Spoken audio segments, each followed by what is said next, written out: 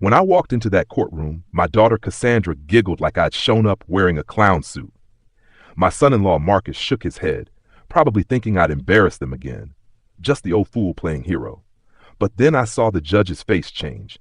His coffee cup slipped, spilling dark liquid across those fancy papers. His hands started shaking, and he whispered something that made every lawyer in that room go silent. "My God, is that really him?" he said loud enough that the court reporter stopped typing. Everyone turned, every single person. Their eyes locked on me like I was a ghost walking through that door, and maybe I was.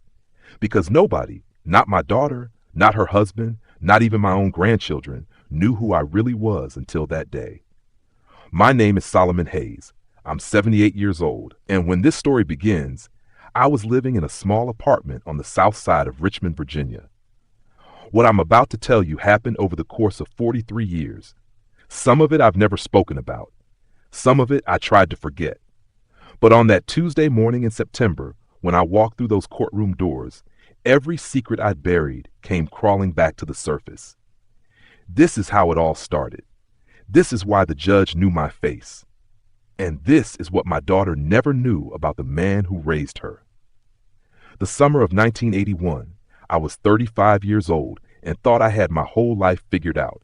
I lived in Jackson, Mississippi, in a modest brick house on Magnolia Street with yellow shutters my wife Ruth painted herself. She always said a house needed personality, and Ruth had enough personality for 10 houses. Our daughter Cassandra was 7 years old that summer, running through the sprinkler in the backyard, her braids flying wild as she screamed with joy. Ruth would stand at the kitchen window washing dishes, watching Cassie play, and I'd see tears in her eyes sometimes. Happy tears, she'd say. The kind you cry when you can't believe God let you have something this good. I understood that feeling. After everything we'd been through, the marches, the beatings, the nights we thought we wouldn't see morning, having this quiet life felt like a miracle we didn't deserve. I worked at Henderson and Associates, a small black-owned law firm downtown. Most of our clients couldn't pay much, but we took their cases anyway.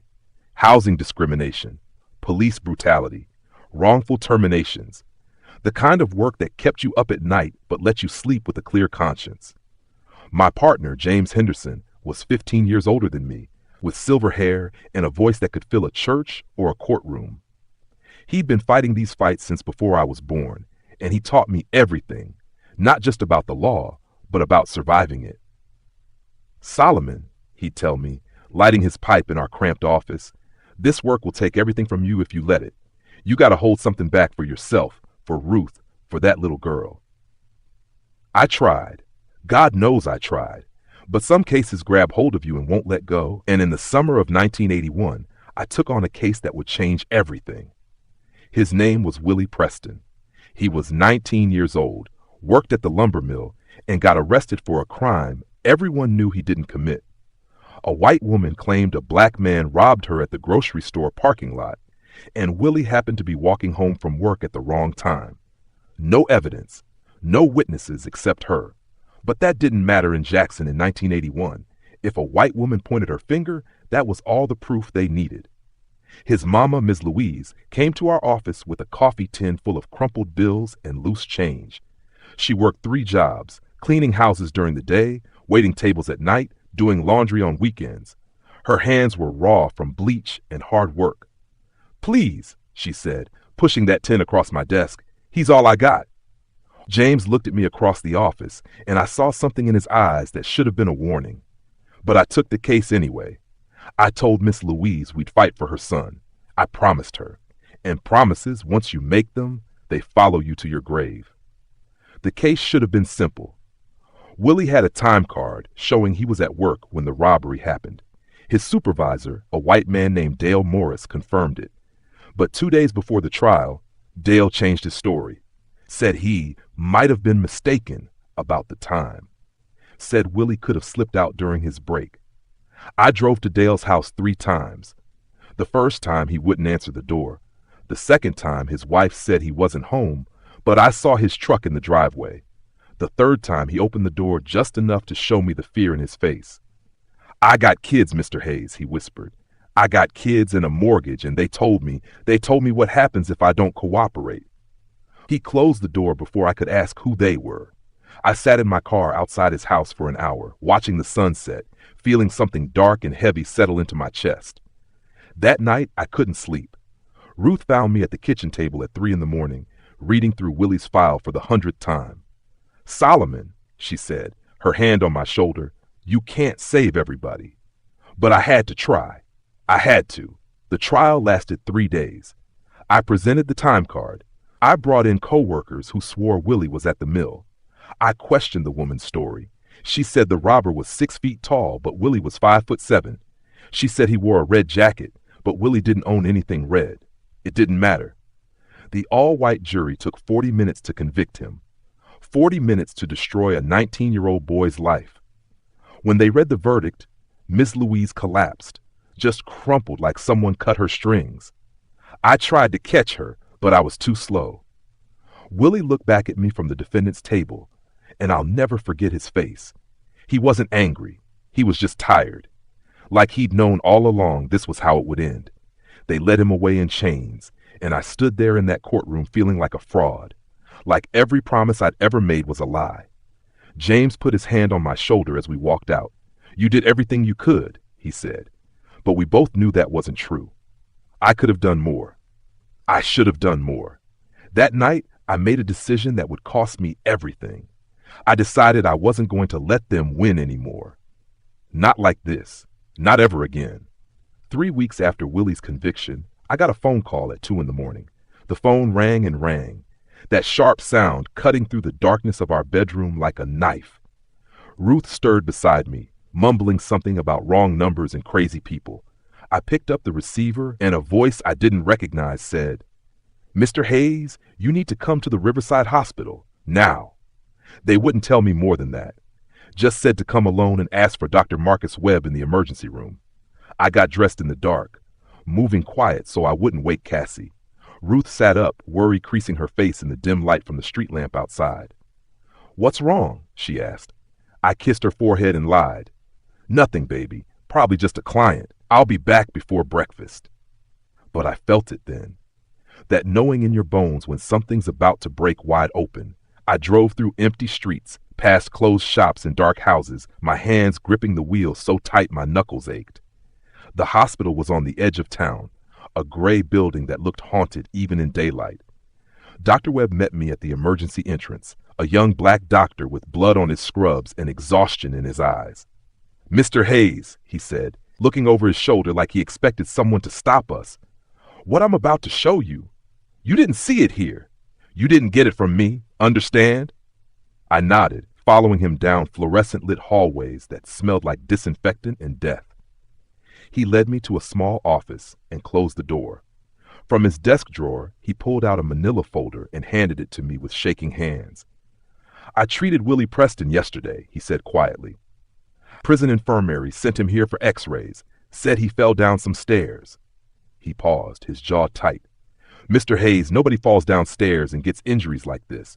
Broken ribs, fractured jaw, internal bleeding. They're killing him in there, slow, and they're calling it accidents." I opened that folder, and what I saw made my stomach turn. Medical photographs, detailed notes in careful handwriting, evidence of systematic brutality that couldn't be explained away by any fall or accident. Willie's face was so swollen I barely recognized him. Dr. Webb leaned against his desk, arms crossed, looking older than his 30-something years. "There's more," he said. "I've treated 6 inmates from that facility in the last 4 months, all black, all with similar injuries, all with the same story about falling or fighting. But there's a pattern, Mr. Hayes. A guard named Richter. Every single one of these men mentioned his name before they stopped talking." He pulled out more files, more photographs, more evidence of horrors happening behind prison walls where nobody could see. My hands trembled as I looked through them. These weren't just beatings. This was torture. This was murder dressed up as corrections. "Why are you showing me this?" I asked. Dr. Webb met my eyes. "Because you're the only lawyer in this city who might actually do something about it. And because if I don't, who will?" I took those files home, but I didn't go inside right away. I sat in my car in the driveway, watching the sky turn from black to deep blue to the soft pink of dawn. Birds started singing. The newspaper delivery boy rode past on his bicycle. The world kept moving like nothing was wrong, but I was holding evidence of evil in my lap, and I knew what it meant. If I used these files, if I fought this case, I'd be going against the entire system. Not just one corrupt cop or one racist jury, the whole machine. Guards, wardens, judges who look the other way, police who protect their own, and somewhere behind all of them, people with real power, the kind that could make you disappear. James had warned me about this. "There's a line, Solomon," he'd said once over whiskey. "Cross it, and there's no coming back." I'd asked him where that line was. He just shook his head. Now I was standing on it, and I had to choose. That morning I told Ruth I needed to go away for a few days. "Legal conference," I said, the lie tasting bitter in my mouth. She looked at me with those knowing eyes, the ones that could see straight through me after 12 years of marriage.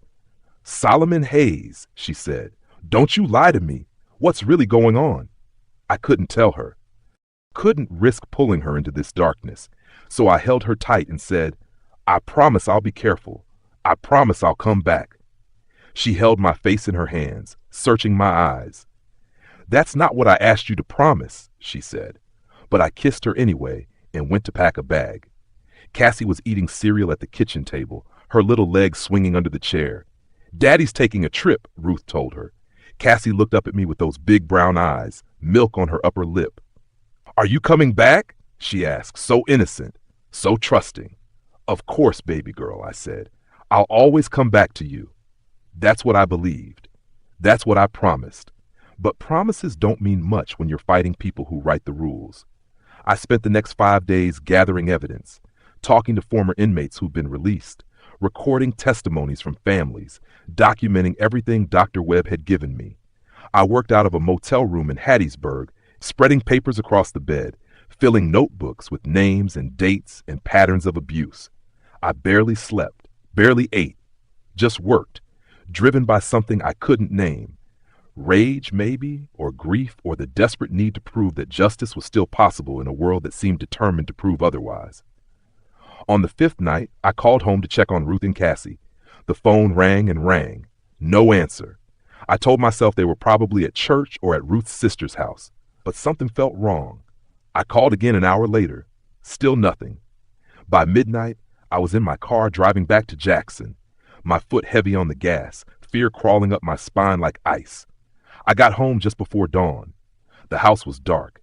The yellow shutters Ruth had painted looked gray in the weak morning light. I unlocked the door and called their names. "Ruth, Cassie?" The silence that answered me was the loudest sound I'd ever heard. The house wasn't ransacked. That's what the police would say later, like it mattered. Everything was in its place.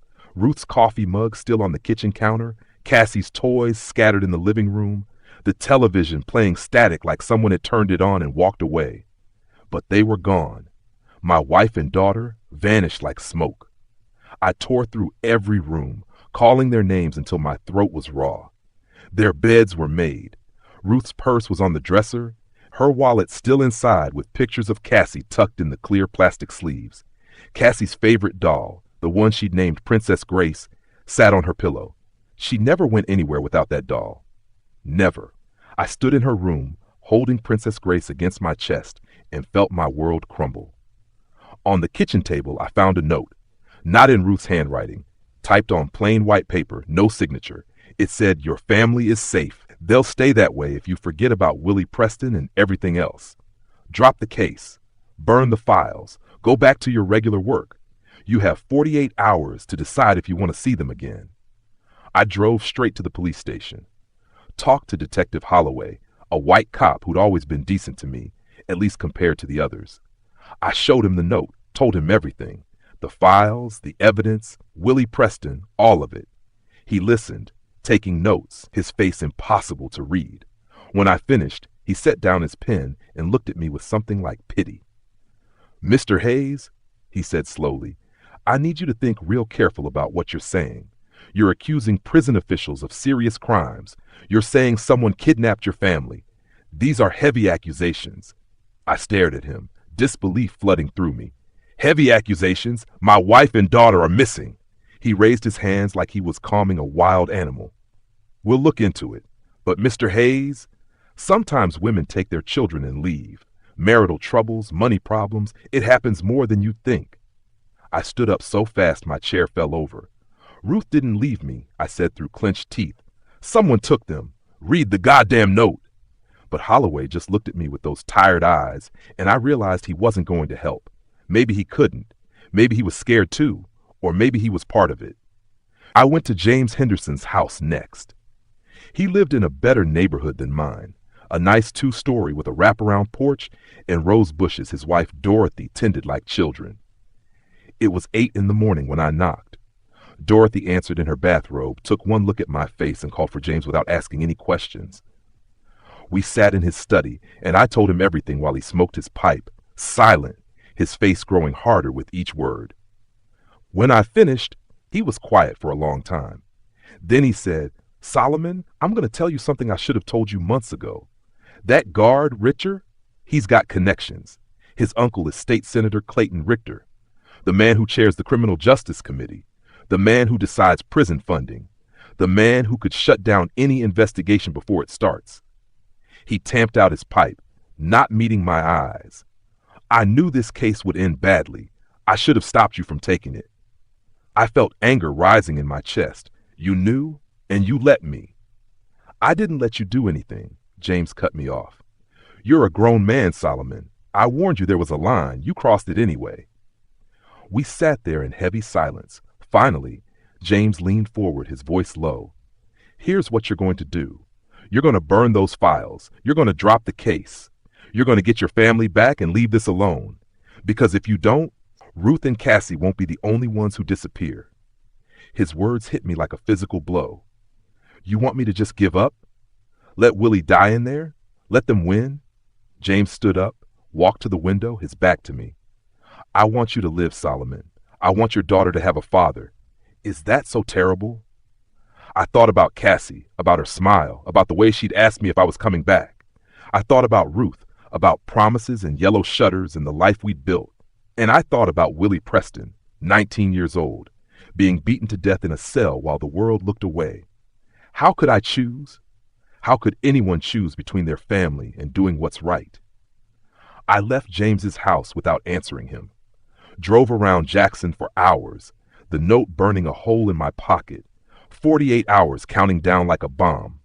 I found myself at the church where Ruth and I got married, St. Paul's Baptist, a small wooden building that had stood for 100 years. Pastor Williams was inside, sweeping the floor, getting ready for Wednesday service. He looked up when I walked in, saw my face, and set down his broom. "Brother Solomon," he said gently, "what's weighing on your soul?" I sat in a pew and told him everything. He listened without interrupting, nodding occasionally, his weathered hands folded in his lap. When I finished, he was quiet for a moment. Then he said, "You know what's right, Solomon. You've always known. The question is whether you're willing to pay the price." I looked up at the cross hanging above the altar. "What if the price is my family?" Pastor Williams put his hand on my shoulder. "Then you'll have to decide what kind of man you want to be, and what kind of world you want your daughter to grow up in." That night, I made my decision.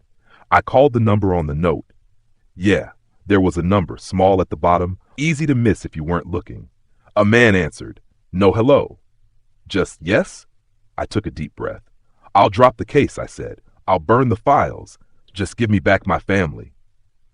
There was a long pause. Then, "Smart man, Mr. Hayes, your wife and daughter will be at your house tomorrow morning, 9 o'clock. And Solomon?" He said my name like we were old friends. "If you ever look into this again, if you ever mention what you know, they won't just disappear next time. Do we understand each other?" I gripped the phone so hard my hand hurt. "Yes," I whispered. "We understand each other." He hung up. I sat there in the dark of that motel room, the phone buzzing a dial tone, and I felt something break inside me that never fully healed. I'd chosen my family over justice. I'd chosen love over truth. And for the rest of my life, I'd have to live with what that meant. They brought Ruth and Cassie back at exactly 9 o'clock the next morning, just like they promised. A black car pulled up to our house and they got out. My wife, my daughter, both of them looking tired but unharmed. Ruth was holding Cassie's hand tight, like she'd never let go again. I ran out before the car even fully stopped, pulling them both into my arms, feeling Ruth's tears soak into my shirt, hearing Cassie ask, "Daddy, why are you crying?" The car drove away without a word. I didn't see who was inside, didn't want to know. I just held my family on our front lawn while neighbors watched from their windows, probably wondering what kind of drama was unfolding at the Hayes house this time. Ruth wouldn't tell me much about where they'd been. "A house," she said, her voice hollow. "Clean. They fed us. They didn't hurt us." But I could see it in her eyes. Whatever happened in those 5 days had changed something in her. She looked at me different now, like I was a stranger, like she didn't know what I was capable of anymore. I burned the files that afternoon. Every single page, every photograph, every piece of evidence that could have saved Willie Preston and exposed the truth. I built a fire in our backyard in the metal drum we used for burning trash, and I watched it all turn to ash. Dr. Webb's carefully documented medical reports, the testimonies I'd gathered, the notes I'd taken, all of it gone, rising up as black smoke into a gray Jackson sky. James had been right. There was a line, and I'd crossed it, and now I was paying the price. Ruth stood at the kitchen window watching me, Cassie on her hip, both of them silent witnesses to my surrender. When the last page curled into flame, I went inside and washed my hands. They were covered in soot, but no amount of soap could make me feel clean. That night, lying next to Ruth in our bed, she whispered, "Did you do the right thing?" I didn't answer. How could I? There was no right thing. Just choices, all of them bad, and you pick the one you think you can live with. Willie Preston died 8 months later. The prison said it was pneumonia. Nobody investigated. Nobody asked questions. Miss Louise came to his funeral in the same dress she'd worn when she first walked into our office, her face aged 10 years in less than one. She saw me standing in the back of the church, and our eyes met across the rows of mourners. I wanted to tell her I was sorry. I wanted to explain, but what could I say? "I let your son die so I could save my family?" She looked away first, and I felt that look like a knife in my chest. James Henderson attended the funeral too. He stood next to me, neither of us speaking, both of us carrying the weight of what we'd failed to do. After they lowered Willie into the ground, James turned to me and said, "You can't let this destroy you, Solomon. You made a choice. Now you have to live with it." But living with it was harder than he made it sound. I stopped taking criminal cases after that, stopped fighting the fights that mattered. I stuck to contracts, property disputes, divorces, safe, clean, cases where nobody's life was on the line. Ruth went back to teaching at the elementary school. Cassie grew older, taller, turning from a little girl into a young woman who loved to read and hated math and wanted to be a veterinarian. On the surface, we looked like a normal family, but underneath, there were cracks. Ruth and I didn't talk like we used to. We moved around each other careful, like we were afraid of breaking something we couldn't fix. Some nights I'd wake up and find her crying in the bathroom, her face in her hands, and when I'd ask what was wrong, she'd just shake her head. "Nothing," she'd say, "just a bad dream." But we both knew it wasn't nothing. Those 5 days she and Cassie were gone. Whatever happened, whoever took them, it lived in our house like a ghost, invisible but always there. Years passed.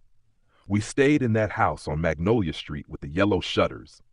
I kept working at Henderson and Associates, taking the cases that paid bills and didn't cost souls. James and I never talked about Willie Preston again. It was like we'd made an unspoken agreement to pretend it never happened.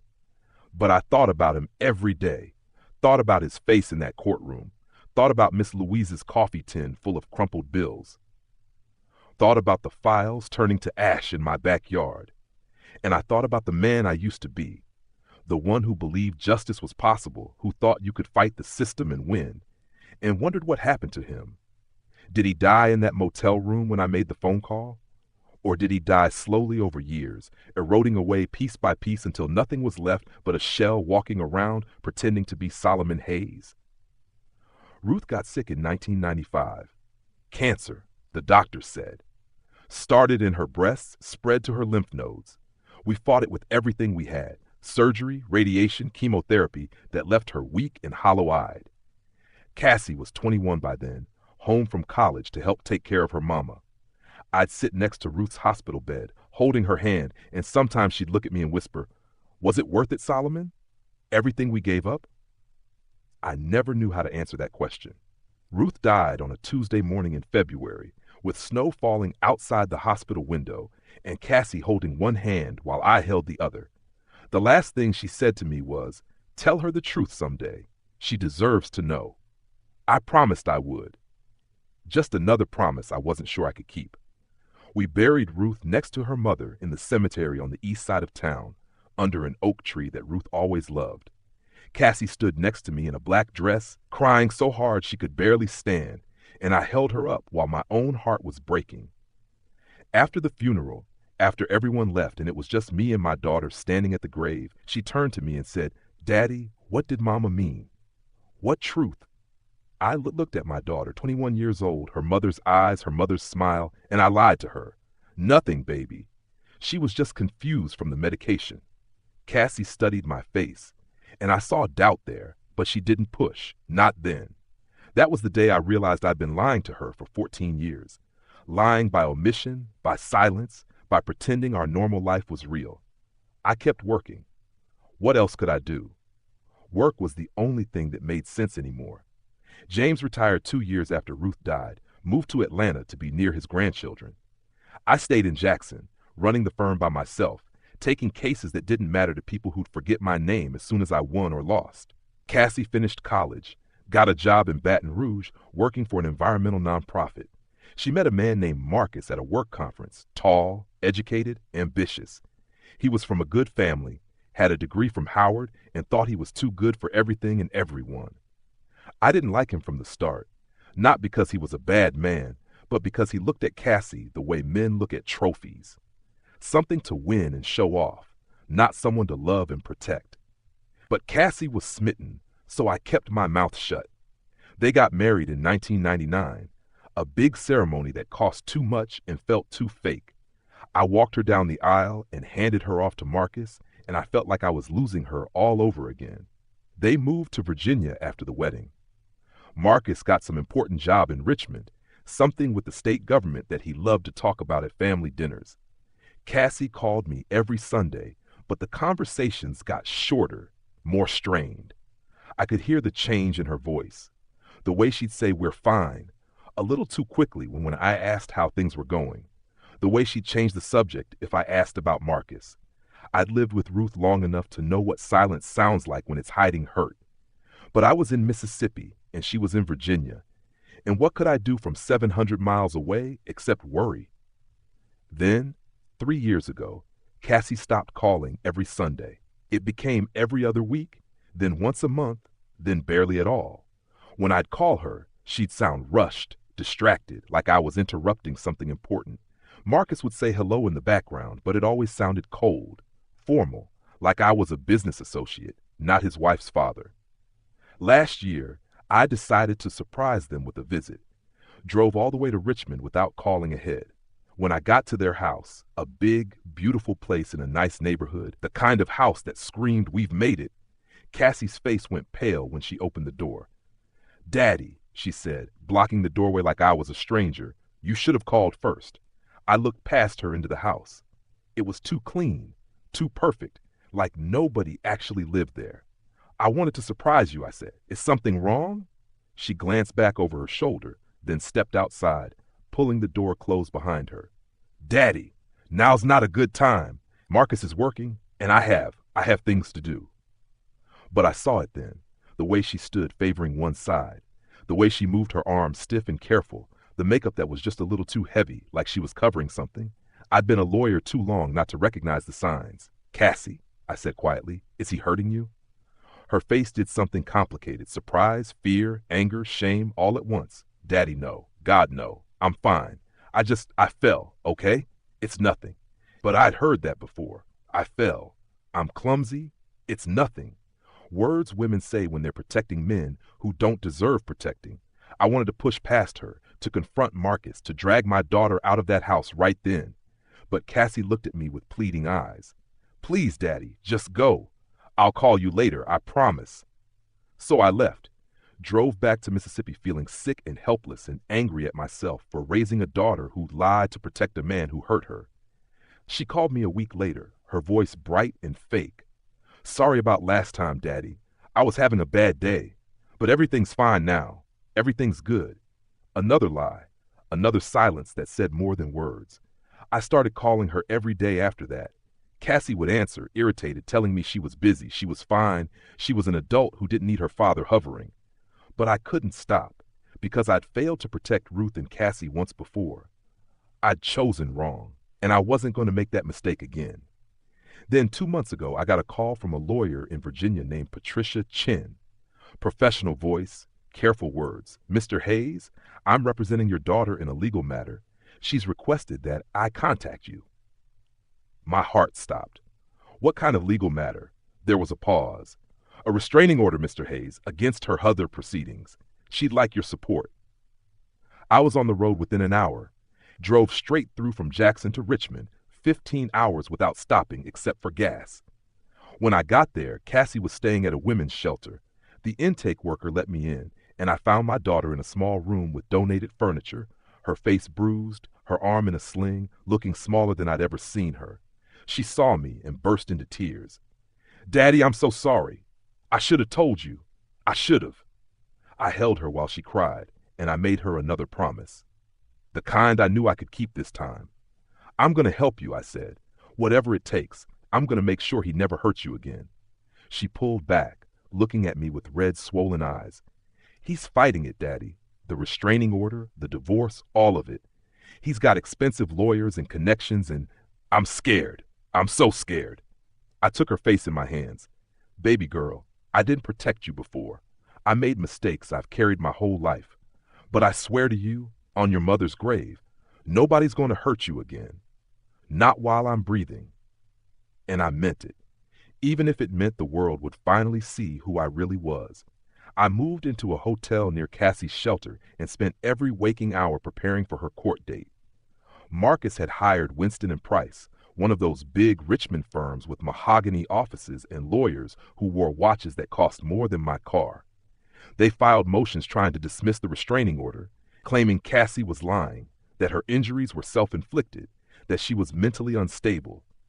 Every piece of paper they submitted felt like another assault on my daughter. But I'd been doing this work for 40 years, and I knew their playbook. They wanted to intimidate us, to make Cassie feel small and helpless so she'd drop everything and crawl back. That wasn't going to happen. Not this time. I reached out to every contact I had in Virginia. Lawyers, judges, advocates. Called in favors from people who owed me. And I started digging into Marcus's past, because men like him don't just wake up one day and start hitting their wives.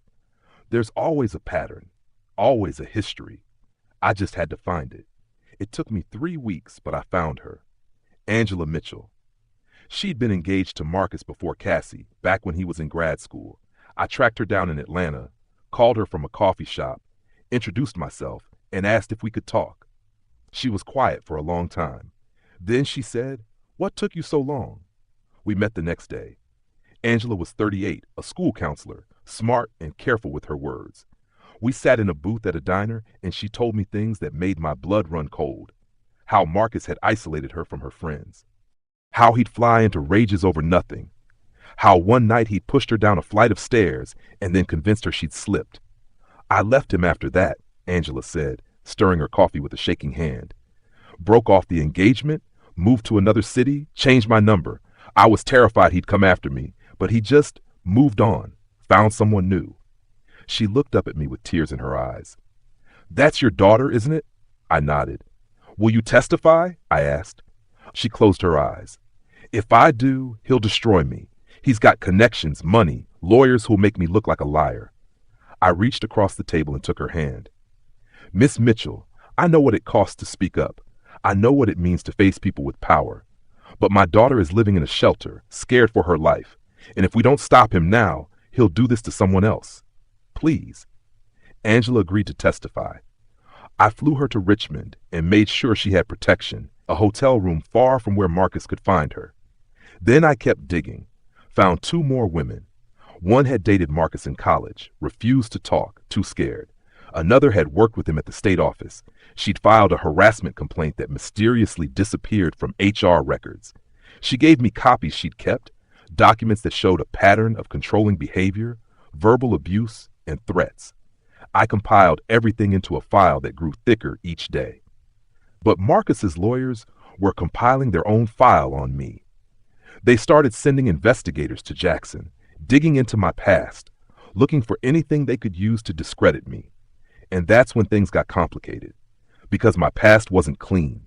It was full of secrets I'd buried for 40 years, cases I'd worked on that I was never supposed to talk about, people I'd helped who were never supposed to be named, and one identity I'd sworn to protect, even at the cost of everything. 3 days before the hearing, one of Marcus's lawyers called me. His name was Gerald Whitmore, a partner at Winston & Price with a voice like silk over steel. "Mr. Hayes," he said, "I think we should talk. Off the record." We met at a restaurant downtown, expensive place where everything was quiet and polished. Whitmore ordered scotch and looked at me across the table like I was a specimen under glass. "You've had an interesting career," he said. "Civil rights work in Mississippi, cases that went nowhere, quiet little practice that barely made the news." He pulled out a folder. "But there are gaps, Mr. Hayes. Whole years where you seem to disappear from public record. Cases that got sealed, names that got redacted. Makes a man curious." I kept my face neutral. "What's your point?" He smiled. "My point is that you're hiding something. And if you push this case, if you put Marcus through a trial, we're going to find out what it is. We're going to drag every secret you've ever kept into the light. Is that really what you want? For your daughter to learn who you really are?" I looked at this man in his $1,000 suit, threatening me with my own past, and I felt something shift inside me. For 40 years, I'd been running from the truth, hiding who I was, protecting a secret that had cost me everything. But sitting there in that restaurant, thinking about Cassie in that shelter with bruises on her face, I realized something. The man I used to be, the one who'd fought for Willie Preston, who'd stood up to power even when it was dangerous, he wasn't dead. He'd just been sleeping, and Whitmore had just woken him up. I leaned forward, looked him dead in the eye, and said, "Do your worst. Dig up whatever you want. But nothing you find is going to stop me from protecting my daughter. You tell Marcus that. You tell him that I'm done hiding, and I'm done being scared." I stood up, threw money on the table for my untouched drink, and walked out. Behind me, I heard Whitmore say something, but I didn't care, because I just made a decision that would change everything. I was going to tell the truth, all of it, no matter what it cost me. The secret I'd kept for 43 years was about to come out, and there was no stopping it now. That night, I called Cassie and asked her to meet me. We sat in the hotel lobby, 2 cups of bad coffee between us, and I told her I needed to explain something before the hearing. She looked worried, tired, older than her 31 years. "Daddy, what's wrong?" she asked. I took a deep breath. "Baby girl, there are things about my past I never told you. Things I never told your mother even.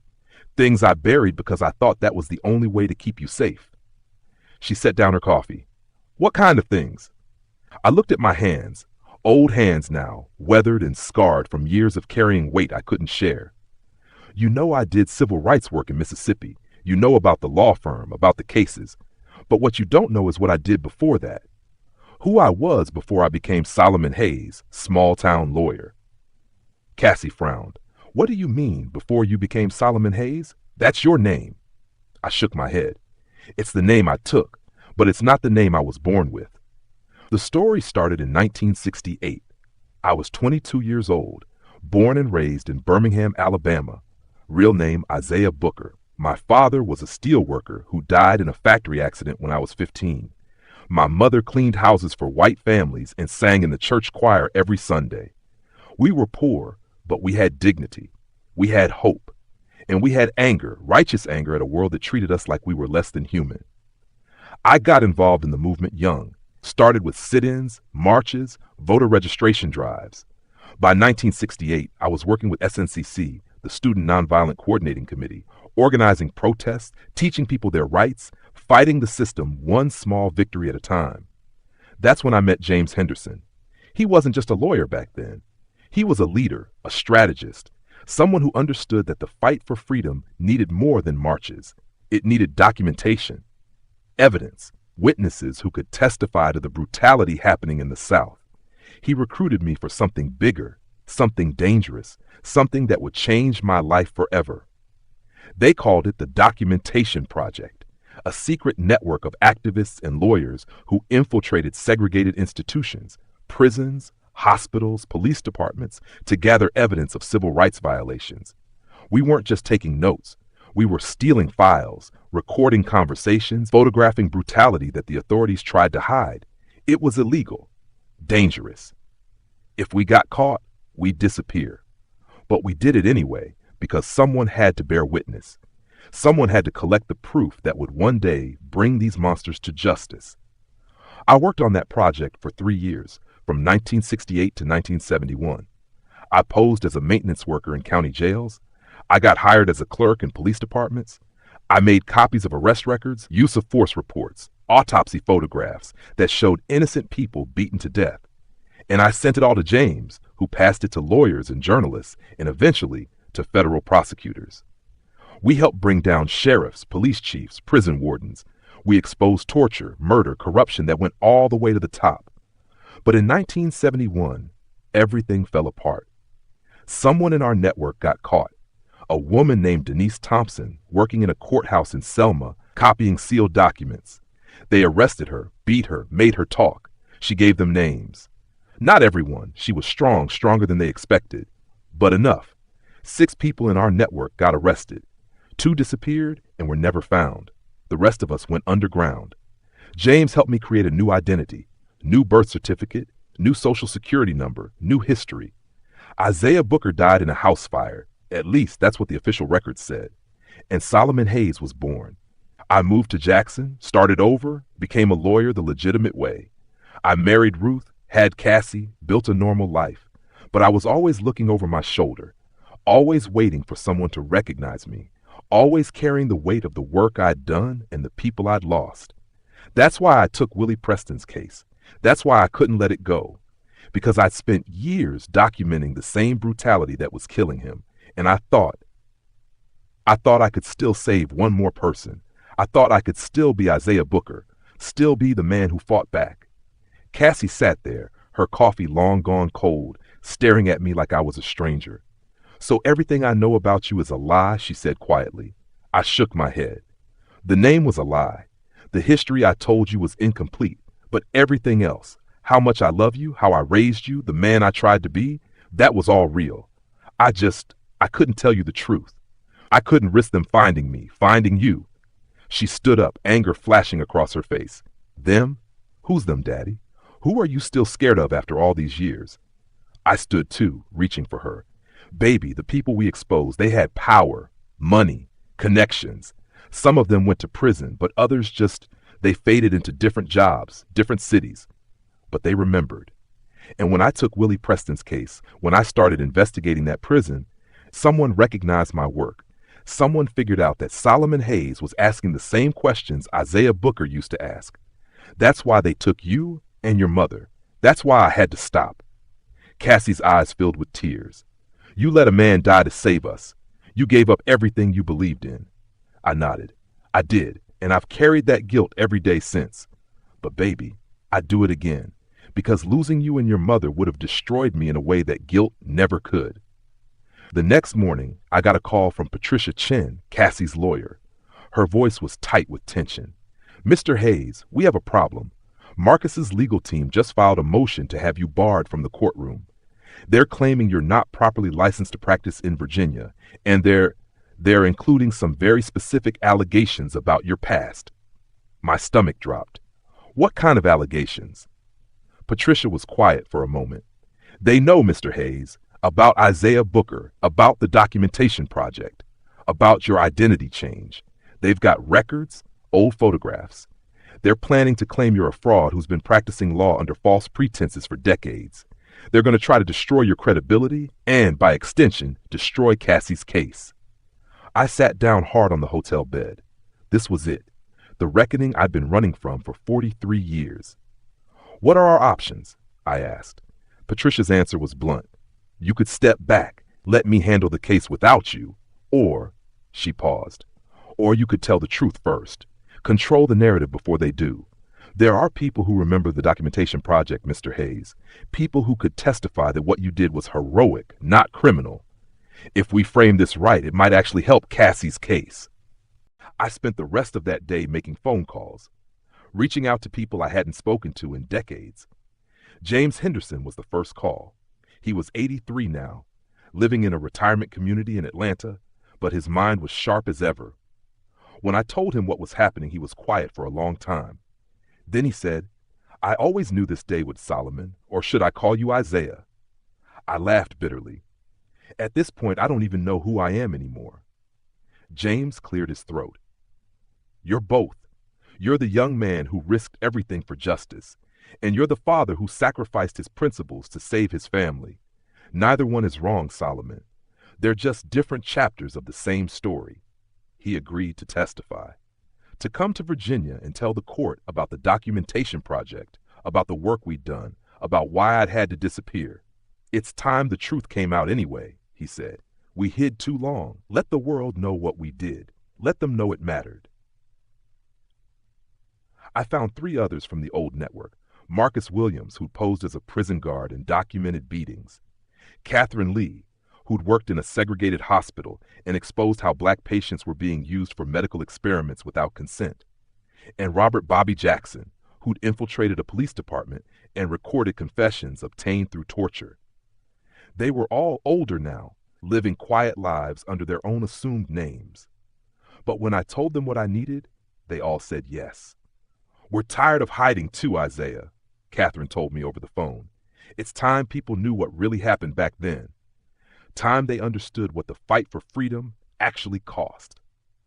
We arranged for them to fly to Richmond. Patricia worked with them, preparing testimony, gathering the old evidence they'd collected, photographs, documents, recordings that had been locked away for decades. And slowly, I started to see a strategy forming. We weren't just going to defend against Marcus's attack. We were going to use it. We were going to turn my past into proof of Cassie's truth. But Marcus wasn't done. 2 days before the hearing, someone broke into my hotel room. I'd gone out for coffee, and when I came back, the door was ajar. Nothing was stolen, but everything had been searched. My files were scattered. My laptop was open, and on the bed there was a note, just like the one from 43 years ago. Same plain white paper, same typed message. "You should have stayed hidden, Isaiah.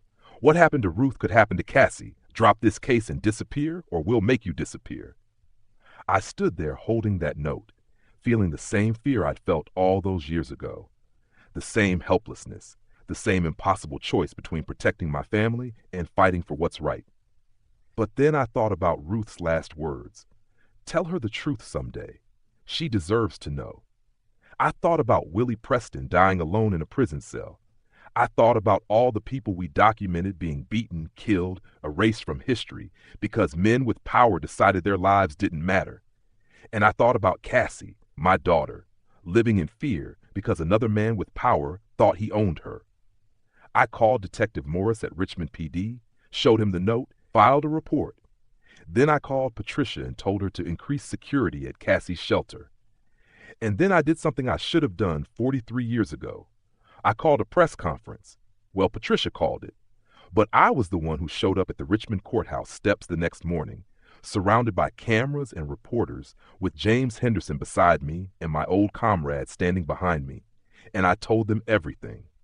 Who I was, what I'd done, why I'd hidden, what I'd sacrificed. I told them about the documentation project, about exposing civil rights abuses, about becoming Solomon Hayes to protect the people I loved. I told them about Willie Preston, about my failures and my regrets.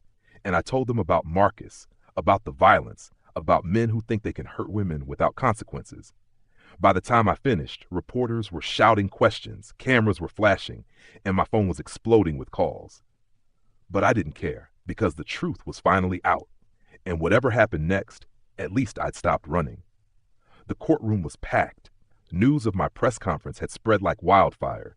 Local media, national outlets, civil rights organizations, domestic violence advocates.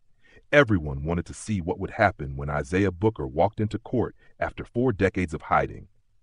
Cassie sat at the plaintiff's table with Patricia. looking terrified and hopeful at the same time. Marcus sat across the aisle with his lawyers, his face a mask of controlled rage, and I sat in the gallery, wearing my best suit, ready for whatever came next. The judge was a black man in his 60s named Harold Garrett. I'd done my research. He'd been a prosecutor in the 80s, had a reputation for fairness, didn't tolerate nonsense from either side.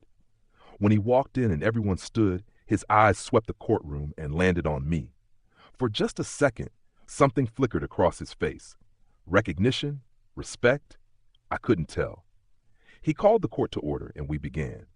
Marcus's lawyer, Whitmore, came out swinging. He argued that Cassie was an unreliable witness, that her allegations were unfounded, that she was being manipulated by her father, a man who'd lived under a false identity for decades, who'd admitted to illegal activities, who couldn't be trusted. He called Marcus to the stand, and Marcus played his part perfectly. Spoke calmly about loving his wife, about her emotional instability, about how he tried to help her, but she'd pushed him away. He made it sound like Cassie was the problem, like her injuries were accidents or exaggerations. Watching him lie so smoothly made my hands clench into fists. But we were ready. Patricia called Angela Mitchell first. Angela walked to the stand with her head high, and she told her story.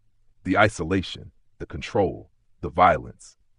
The way Marcus had made her feel like she was going crazy. Whitmore tried to tear her apart on cross-examination, but Angela held firm. "I'm not here for me," she said clearly. "I'm here so that maybe, just maybe, one woman doesn't have to go through what I went through, what Cassie's going through now." Then Patricia called me. The courtroom went completely silent as I walked to the stand. I could feel every eye on me. Journalists, advocates, Cassie, Marcus. Judge Garrett looked at me with an expression I couldn't quite read, and I realized he was trying to figure out if I was really who I claimed to be. Patricia asked me to state my name for the record. I took a breath. My legal name is Solomon Hayes, but I was born Isaiah Booker. The courtroom erupted in whispers. Judge Garrett banged his gavel. Order. Patricia walked me through my testimony, the documentation project, the civil rights work, why I'd changed my identity, Willie Preston, the kidnapping of Ruth and Cassie, everything. When I got to the part about burning the files, about choosing my family over justice, my voice broke. "I've carried that guilt for 43 years, I said, looking directly at the judge. "I let a young man die because I was scared. I gave up the fight because I didn't want to lose the people I loved. That's the truth. That's who I am, and I don't expect anyone to forgive me for it. But I will not make that mistake again. I will not let another person I love suffer because I'm too scared to stand up." Whitmore's cross-examination was brutal. He tried to paint me as a criminal, a fraud, someone whose testimony couldn't be trusted. But every time he attacked my character, I just told more truth. Yes, what we did was illegal. Yes, I'd lived under a false identity. Yes, I'd made terrible choices, but I'd done it all trying to fight for justice in a system that refused to give it. When Whitmore asked, "How do we know you're not lying now? How do we know anything you say is true?" I looked at him calmly, because lying is what destroyed me the first time. I'm done with lies. I'm done protecting people who don't deserve protection. If you want to discredit me, go ahead. But my daughter's bruises are real. Angela Mitchell's testimony is real. And Marcus's pattern of violence is real. No amount of attacking my character changes those facts. Judge Garrett stopped Whitmore from asking another question. "I think we've heard enough from this witness," he said. His tone was neutral, but there was something in his eyes, something that looked almost like respect. Then came the moment that stopped everything. Judge Garrett called a brief recess, but instead of leaving the bench, he did something unprecedented. He stood up, and in front of the entire courtroom, he walked down to where I was standing. Everyone froze. "Mr. Booker," he said quietly, "or Mr. Hayes, whatever name you go by." He extended his hand. I shook it, confused. He looked me in the eye and said, "Summer of 1970, Biloxi County Jail. I was 18 years old, arrested at a protest, beaten by guards until I couldn't stand. Someone documented what happened to me. Someone took photographs, made copies of the medical reports, and sent them to lawyers who got me out and prosecuted those guards. I never knew who that someone was." His voice got thick. 30 years later, I became a judge because of what that person did, because someone cared enough to bear witness when everyone else looked away. He squeezed my hand. Thank you, sir, for everything you sacrificed, for everyone you saved. The courtroom was dead silent. Cassie was crying. Even some of the reporters had tears in their eyes. Judge Garrett returned to the bench and said, "The restraining order is granted, permanent. Mr. Marcus Webb will have no contact with the petitioner. Additionally, I'm forwarding evidence of potential assault charges to the district attorney. This court stands in recess." He banged his gavel, and it was over. Cassie ran to me in the hallway outside the courtroom, throwing her arms around my neck and sobbing. "Daddy, I'm so sorry. I'm so sorry for everything you went through, everything you lost." I held her tight, this daughter I'd protected and lied to and loved more than my own life. "Baby girl, you have nothing to be sorry for. I should have told you the truth years ago. I should have taught you that standing up for yourself isn't weakness. It's the strongest thing you can do." She pulled back, looking at me with Ruth's eyes. "Mama knew, didn't she? She knew who you really were." I nodded. "She figured it out. Maybe not all of it, but enough. Your mama was smarter than anyone gave her credit for." Cassie wiped her tears. "What happens now? Will they come after you? Will you get in trouble for the identity change for what you did back then?" I shook my head. "I don't know, baby. Maybe. But I'm not running anymore. Whatever consequences come, I'll face them. I'm tired of hiding who I am." The media storm that followed was intense. National news picked up the story. Civil rights hero emerges after decades in hiding to save daughter. Organizations I'd never heard of reached out wanting interviews. HBO wanted to make a documentary. Publishers wanted a book deal. But I turned most of it down. I wasn't interested in being famous. I wasn't interested in being a hero. I just wanted my daughter to be safe and to finally make peace with the choices I'd made. The Virginia Bar Association investigated my credentials, but after reviewing everything, including testimony from James Henderson and dozens of former colleagues, they decided not to pursue action. "What you did was illegal under the letter of the law," they wrote. But it was done in service of justice and civil rights at a time when legal channels had failed. Given the extraordinary circumstances and the passage of time, we see no reason to take further action. I framed that letter, not because I was proud, but because it meant I could keep practicing law, keep helping people, keep fighting. Cassie divorced Marcus. The trial was ugly. He fought everything, tried to drag her through the mud, but with Angela's testimony and evidence of his pattern of violence, he didn't stand a chance. She got the house, most of their assets, and a restraining order that would last the rest of his life. Last I heard, Marcus moved to Texas, took a job with some tech company, probably found some new woman to control. But that's not my problem anymore.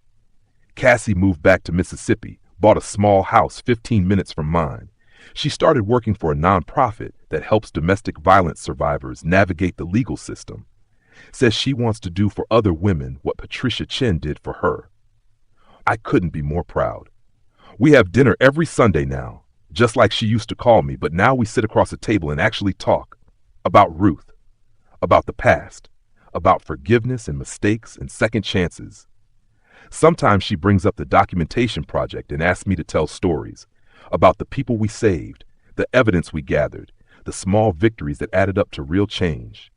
3 months ago, Judge Garrett invited me to speak at a legal conference about civil rights and the rule of law. Standing in front of 200 lawyers and judges, I told them what I'd learned. Justice isn't always found in courtrooms, I said.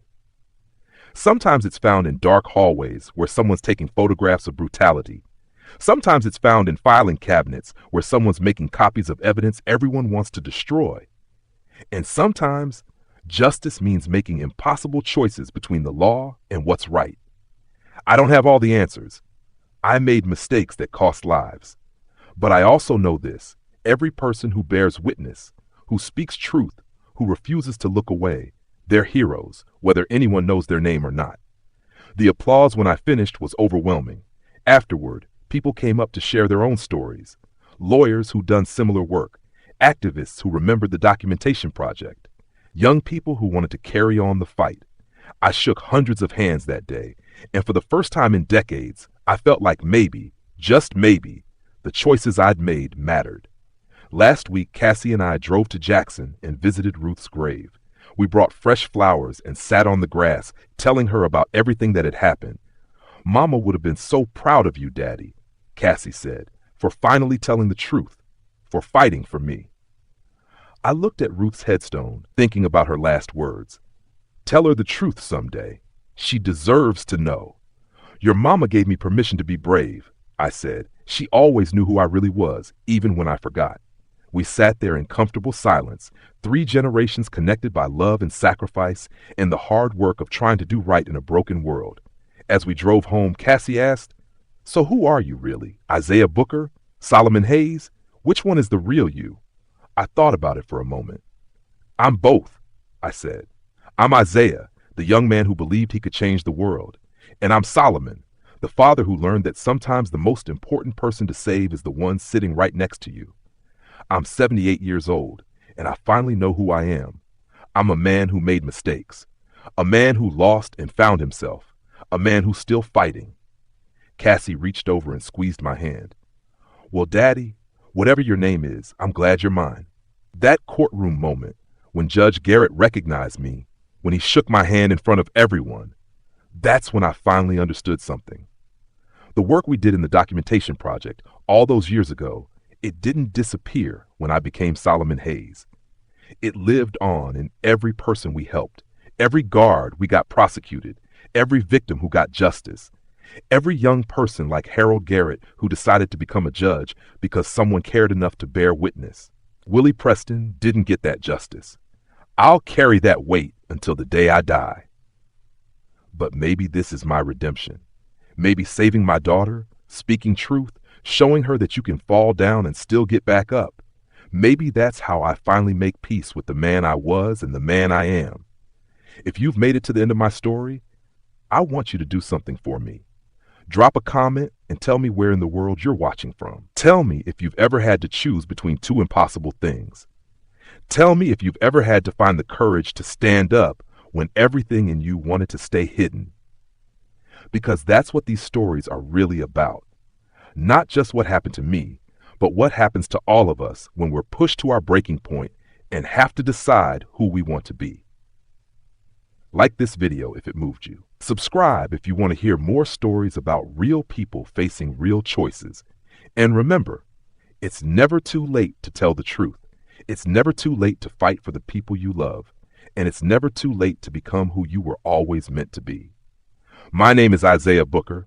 My name is Solomon Hayes, and this is my story. Thank you for listening.